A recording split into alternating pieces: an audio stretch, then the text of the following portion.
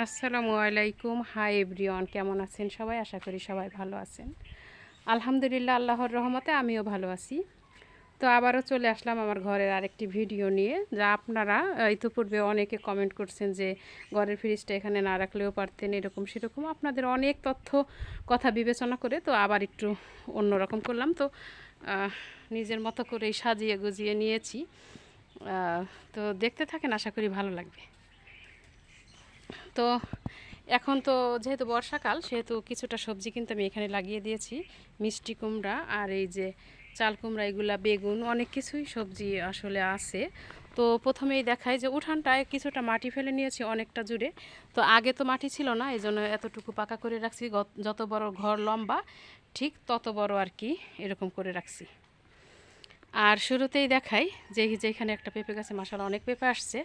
আর এই যে এখানে একটা দোতলা দিয়ে নিয়েছি, এখানে এক পাশে আপাতত মুরগি টুরগি রাখা হয়েছে আর এক পাশে রান্নাঘর।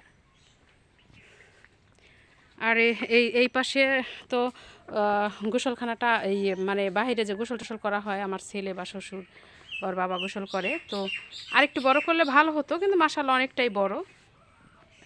আর এই সাইডটা এরকমই আছে, এই পাশে একটা জানলা দিয়ে দিছে আপনাদের ভাইয়া। তো শুরুতে চলেন ঘরের ভিতরটা দেখাই কেমন করে সাজালাম। তো আশা করি ভালো লাগবে। আর ভিডিওটি ভালো লাগলে অবশ্যই একটি লাইক দিবেন, কমেন্ট করবেন, শেয়ার করবেন, পারলে চ্যানেলটা সাবস্ক্রাইব করে দিবেন। তো ঘরের এই যে দুই বারান্দার যে খোপ আছে, পকেট রুমও বলে অনেকে, এখানে দুইটা জানালা আছে। আর সিঁড়িটা তো এইভাবেই, এখন যেহেতু বৃষ্টির দিন অনেক কেদা হয়, আর মোটরসাইকেল যেহেতু ওর বাবা তুলে, তখন আসলে অনেক কেদা হয়। তো ওইভাবে আর পরিষ্কার করে রাখার ইচ্ছা থাকলেও অতটা পারা হয় না, 2-3 বার মুছে দেই।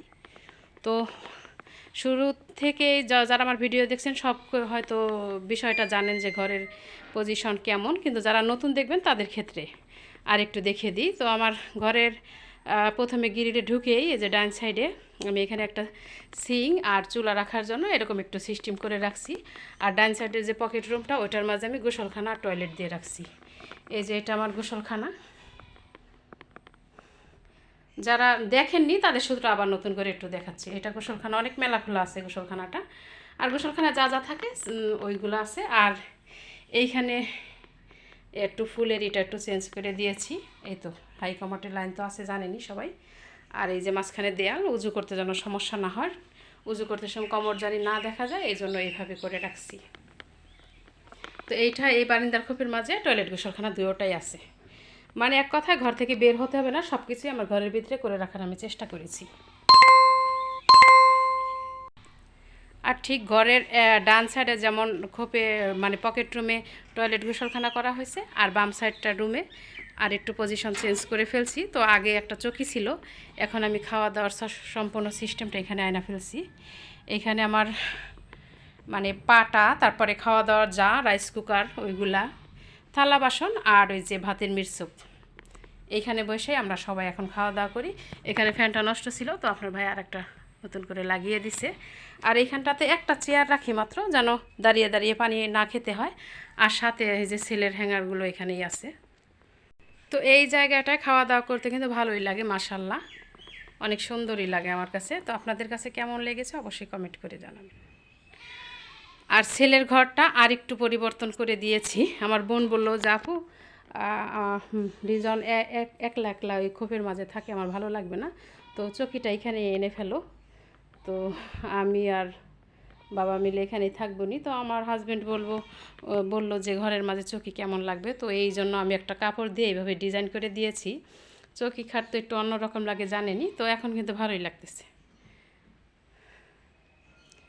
আমার বোন বলল যে রিজন এইখানে থাকবে না, আমি এখানে থাকবো না, সমস্যা কী। আসলে আমাদের একটাই ছেলে, তো আমার একটাই ছেলে, আমার বোন অনেক আদর করে, বোনের একটা ছেলে একটা মেয়ে, কিন্তু আমার ছেলেকে যথেষ্ট আদর করে। আর এই চকিটার পাশেই এই যে একটা টি টেবিল রেখে ফুলদানিটা রেখে দিয়েছি। আর এই যে ডিজাইনের খাট আমার ছেলের আর কি। তো খাটের পাশে সবাই বলছেন যে টেবিলটা ওইখানে রাখলেই ভালো হবে, আবারও টেবিলটা রেখে দিয়েছি। যেহেতু রিজনের এখন অনেকগুলা বই, সেহেতু ওই পাশে আর একটা প্লাস্টিকের টি টেবিল ছিল, ওইটাও রেখে দিয়েছি, জানি এইটার পাশাপাশি এইখানেও রাখতে পারে। আর আপাতত খাবার টেবিলটা এখানেই আছে, যদি মেহমান আসে তো এইখানেই তাদের খাবার দেওয়া হবে, অসুবিধা নাই, গ্রামের বাড়ি ঘরেও খেতে পারবে বা ওইখানেও খেতে পারবে। এখানে ফ্যানগুলো রাখছি আর সাথে একটা র্যাক রেখে দিছি, আর এই যে 2টা চেয়ার, আর এই যে এই চৌকির পাশেও 2টা চেয়ার। তো এখন আমার বাবার রুমটা এরকম লাগে, আর একটু দেখিয়ে দিই।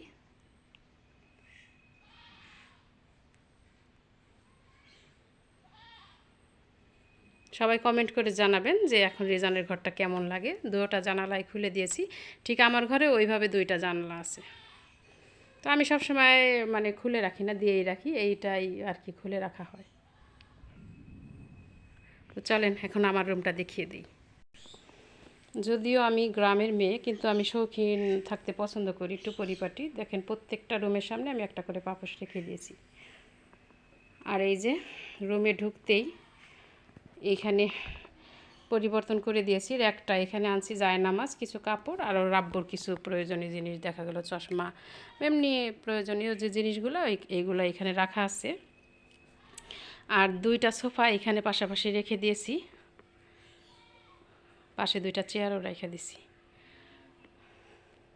মানে এই জায়গাটা একটু নতুন করে পরিবর্তন করে নিয়েছি, আর বাকিগুলো অনেকটা ওইভাবেই আছে। যদিও সরাইছিলাম, কিন্তু আমার কাছে ভালো লাগে নাই, বিদায় আবারও সেইভাবেই রেখে দিয়েছি। তো মাশাআল্লাহ এখন কিন্তু ভালোই লাগতেছে। মানে আপনি খাওয়া দাওয়া একক তো মনে করেন ভর্তা ভাত সুদা ভাতও খাওয়া যায়, কিন্তু ঘরটা যদি পরিপাটি থাকে তাহলে কিন্তু মাশাআল্লাহ অনেক ভালো লাগে। আর একটা জিনিস পরিবর্তন করছি, ওইখানে আলনা ছিল না, ওইখানে সোফা 2টা ছিল, ওইখানে আমি আলনাটা আয়না রাখছি। আর রিজানের ঘরে ফ্রিজ খাটের সাথে ছিল দেখে সবাই কমেন্ট করছেন যে খাটের সাথে ফ্রিজ ভালো লাগে না। আসলে ওইখানে রাখার উদ্দেশ্য এইটাই ছিল যে ওইখানে কারেন্টের যে মাল্টিপ্লাগ ওইটা ছিল, এই কারণে। আর এখন এইটা মাল্টিপ্লাইকে এখানে কিন্তু দরজার সাথে রাখি নাই, একটু আলনার সাথে মিশিয়ে রাখছি, আর ওইখানে মেশিনটা রাখছি। তো ফ্রিজটা আসা মানে ইচ্ছা ছিল বারিন্দার ওই খাওয়ার রুমে রাখতে, কিন্তু ওইখানে রাখলে অনেকটা জায়গা নষ্ট হয়ে যায়, জানালা বন্ধ হয়ে যায়, জানালা খোলা যায় না, এই জন্য আর আমি ওই কাজটা করলাম না। তো এক পলকে আমার রুমটা আরেকটু দেখিয়ে দিই।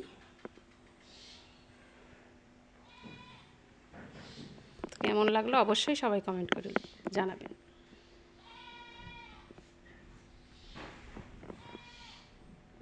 আর ভিডিও নিয়ে কোনো বক্তব্য থাকলে, ঘর নিয়ে কোনো প্রশ্ন থাকলে অবশ্যই কমেন্ট করে জানাবেন। আর এই টোটাল ঘরটা করতে আমার 7.5 লক্ষ টাকা লাগছে বলে দিলাম। আর সমস্ত বাড়ির কাজ করতে আমার 8,30,000 টাকা লাগছে, মানে 2 চালা আর উঠানের মাটি টাটি সহ। ফ্রিজটা এইখানে রাখার খুব ইচ্ছা ছিল, যেহেতু এখানে লাইন ছিল, কিন্তু জানালাটা বন্ধ হয়ে যায়, এই জন্য আর এখানে রাখলাম না। তো এই ছিল আজকে আমার ভিডিওটি কেমন লাগলো অবশ্যই সবাই কমেন্ট করে জানাবেন। আর এই যে বারিন্দার খোপে আর এই বারিন্দার খোপে 2টা প্লাস্টিকের দরজা দিয়ে রেখেছি, আর 2টা কিন্তু কাঠেরই দিছি। কাঠের 2টা হলেও কিন্তু এই 2টা রেডিমেড দরজা, এগুলো আমি বানাই নাই, এমনি বাজারে রেডিমেড বানিয়ে বিক্রি করে ওইগুলাই। তো সমস্ত যতই ভিডিও যতবারই দিছি সবাই একটা কথাই জিজ্ঞেস করছেন কত টাকা খরচ হয়েছে। তো আবারও বলে দিলাম, এই ঘরটা আর ওই ট্যাঙ্কি, গোসলখানা, টয়লেট, এইগুলো আমার 7.5 লক্ষ টাকা লাগছে। আর নতুন করে যে আমি দোতলাটা দিয়েছি এইটাই লাগছে 80,000, আর মাটি টাটি সহ মানে সব কিছু সহ আমার 8,30,000 টাকা খরচ হয়েছে। তো ভিডিওটি ভালো লাগলে পাশে থাকবেন।